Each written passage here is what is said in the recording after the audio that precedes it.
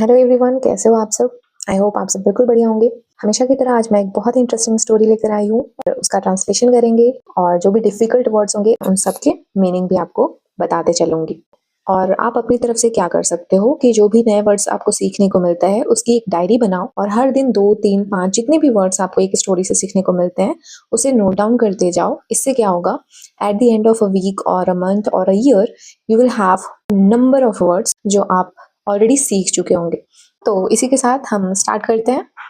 So friends, इस कहानी का जो टाइटल है, नेम है, वो है the monkey and the log. बंदर और लॉग कहते हैं लकड़ी के टुकड़े को, लकड़ी को काट करके उसके पीसेस में जब डिवाइड करते हैं उसे ही हम लॉग कहते हैं। Once some monkeys were sitting in a tree. Once मतलब एक बार, कुछ बंदर पेड़ पर बैठे थे। अब यहाँ पे मंकीज लिखा है, मतलब बहुत सारे बंदर थे, तो इसलिए यहाँ पे वर का यूज हुआ है, वॉज का नहीं। वॉज हम सिंगुलर के साथ यूज करते हैं और वर का यूज प्लूरल नाउन के साथ होता है। The tree was at such a place where construction of a temple was going on. पेड़ एक ऐसी जगह पर था, एक ऐसी जगह, at such a place where, जहां कंस्ट्रक्शन ऑफ अ टेम्पल मतलब मंदिर का निर्माण कार्य, मतलब मंदिर बनाया जा रहा होगा, ठीक है। A carpenter was sawing a huge log to cut it into 2 parts. Carpenter मतलब बढ़ई, जो लकड़ियों का काम करता है और फर्नीचर बनाते हो, ऐसे लोगों को हम कारपेंटर कहते हैं। तो जो कारपेंटर थे, देवर कटिंग ए ह्यूज लॉग, मतलब एक बहुत बड़ा लट्ठा था लकड़ी का, उसको 2 भागों में बांटने के लिए काट रहे थे। सॉ मतलब काटना। This is the first word you can learn. तो जो भी डिफिकल्ट वर्ड्स होंगे मैं उसको सर्कल करूंगी और उसके मीनिंग बताऊंगी वीडियो में, तो आप सुन के उसको नोट डाउन कर सकते हो। SAW, सॉ मतलब काटना। ए ह्यूज लॉग, एक बड़ी सी लट्ठे को काटने की कोशिश कर रहे थे। जस्ट देन, तभी, the bell rang for the lunch break, तभी दोपहर के भोजन के लिए घंटी बजी। द बेल रैंग, घंटी बजी, फॉर द लंच ब्रेक, दोपहर के भोजन के लिए। He pushed a wedge into the split portion of the half-sawed log and went for lunch. इसका क्या मतलब हुआ? Pushed a wedge. देखो, this is another word. Wedge मतलब होता है कील। Pushed मतलब दबाया या ठोका, ठीक है। कुछ काम और पूरा करना रह गया था, तभी घंटी बज जाती है और उन लोगों को जाना पड़ जाता है। तो उससे पहले इस कारपेंटर ने क्या किया कि उस जो 2 भागों में कटी हुई लकड़ी थी उसको बीच से कील से सेपरेट कर देता है, एक कील ठोक करके, ताकि वो जो कटी हुई पोर्शन है वो बिल्कुल स्प्लिट रहे, अलग अलग ही रहे। एंड वेंट फॉर लंच, और वो वहां से चला गया। along with other workers, along with मतलब होता है के साथ, अदर वर्कर्स मतलब दूसरे मजदूर।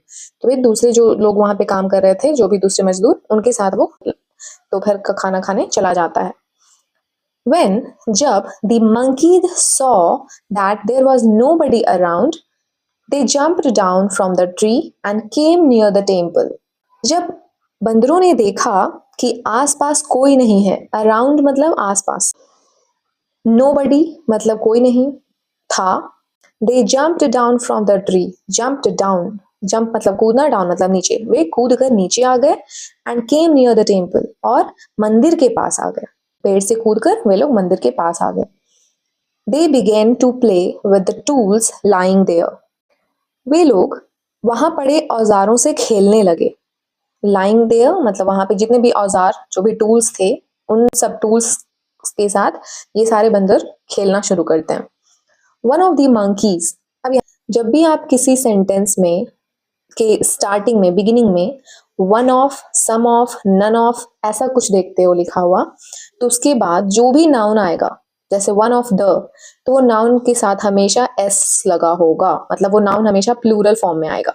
जैसे one of plus the plus noun, none of my friends, या सम ऑफ द एप्पल्स, तो सम ऑफ, नन ऑफ, जब भी आप देखते हो तो उसके साथ आने वाला नाउन हमेशा प्लूरल होगा। I hope it's clear. Let's continue. तो वन ऑफ द मंकीज मतलब कि जितने भी वहां पे बंदर थे उनमें से कोई एक बंदर, who was very curious about all those things, went around the half sawed log. सभी चीजों के बारे में जानने के लिए उत्सुक था, क्यूरियस मतलब उत्सुक, मतलब जानने की जिज्ञासा रखने वाला कि ये चीज़ क्या है, वो छोटे बच्चे करते हैं ना, हर छोटी चीज़ों के लिए क्वेश्चन करते रहेंगे, उसी को हम क्यूरियस कहते हैं इंग्लिश में। इतने सारे बंदरों में कोई एक ऐसा बंदर था जिससे बहुत ज़्यादा जिज्ञासा थी कि ये चीज़ें क्या हैं, अबाउट मतलब के बारे में, चीज़ें वहाँ पड़ी थी उसके बारे में जानने के लिए वो उत्सुक था। तो went around the half sawed log, तो वहाँ पर जाकर के उस चक्कर लगाना शुरू करता है, देखने लग जाता है घूम-घूम कर कि ये चीज़ें क्या हैं, ये क्या पड़ा है। Then sat on top of it, फिर उसके ऊपर वो बैठ गया। सैट सीट का सेकंड फॉर्म है ये। He spread his legs on both sides of the log, whereas his tail dangled through the split portion. Split मतलब फैलाना, on both side दोनों तरफ of the log, उस लकड़ी के लट्ठे के दोनों तरफ पैर फैलाकर वो बैठ गया।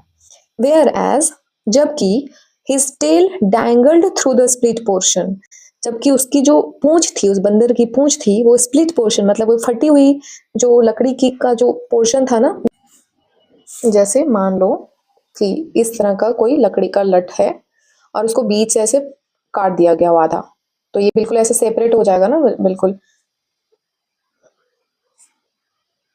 ऐसा हो जाएगा, राइट। तो अगर मान लो कि कोई मंकी इस पे बैठता है तो उसकी जो टेल होगी, उसकी पूंछ होगी, उसके बीच में जाके उसकी टेल फंस जाएगी। So the same happened with this monkey, कि उसकी जो टेल थी वो जाके फंस जाती है। Now the monkey started prying the ways out of the log, मतलब क्या हुआ कि अब, नाउ मतलब अब, द मंकी बंदर ने started prying, prying is another word, another new word which you can learn. अब बंदर ने लकड़ी के टुकड़े से कील निकालना शुरू किया। प्राइंग मतलब निकालना, जैसे कि उसकी पूंछ लटक गई थी ना, अब वो वहां पे बैठा हुआ था और कील की वजह से वो जो स्प्लिट पोर्शन था वो लकड़ी का वो थोड़ा टाइट था, तो उस बंदर ने उस कील को निकालने की कोशिश की। सडनली अचानक इट केम आउट मतलब बाहर आना, और इट मतलब यह, तो यह बाहर आ गई। क्या बाहर आ गई? वो कील जिसे वो निकालने की कोशिश कर रहा था। The split parts of the log firmly snapped shut together, crushing the monkey's tail in between. अब लकड़ी के टुकड़े आपस में मजबूती से चिपक गए और जिसकी वजह से उसकी पूंछ भी उसमें फंसी रह गई। एक वर्ड और यहाँ पे देख लो, the split parts of the log firmly, firm मतलब होता है बहुत ही मजबूती से, और स्नैप्ड शट टुगेदर मतलब आपस में चिपक जाना। Crushing the monkey's tail, crush मतलब मंकी बंदर की पूंछ उसमें दब गई, इन बिटवीन उसके बीच में। The monkey cried in pen, उस बंदर को दर्द हुआ और वो दर्द से चिल्लाया। And jumped of the log, और लकड़ी से कूद गया। जैसे ही उसकी पूंछ उसमें फंसी ना, तो ही स्टार्टेड क्राइंग, उसको दर्द हुआ और वो चिल्लाना शुरू करता है, और चिल्लाने के साथ वो लकड़ी से कूद गया। But his tail was cut off forever, उसकी पूंछ हमेशा के लिए कट गई। फॉर एवर मतलब हमेशा के लिए। मॉरल मतलब इस कहानी से हमें क्या सीख मिली? लुक बिफोर यू लीप, मतलब आप कहीं जल्दबाजी में कुछ करने से पहले सोचो। इसका ओवरऑल मतलब ऐसा ही होगा, हालांकि डायरेक्ट इसका मीनिंग निकलता है कि कूदने से पहले या छलांग लगाने से पहले देखो या सोच लो। आई होप कि आपको ये कहानी अच्छी लगी होगी, और आपको जो भी नए वर्ड सीखने को मिले होंगे वो सब आप कमेंट सेक्शन में मुझे लिखकर भेज सकते हो। So thank you for now. Keep watching, liking, and definitely subscribe my channel. Thank you.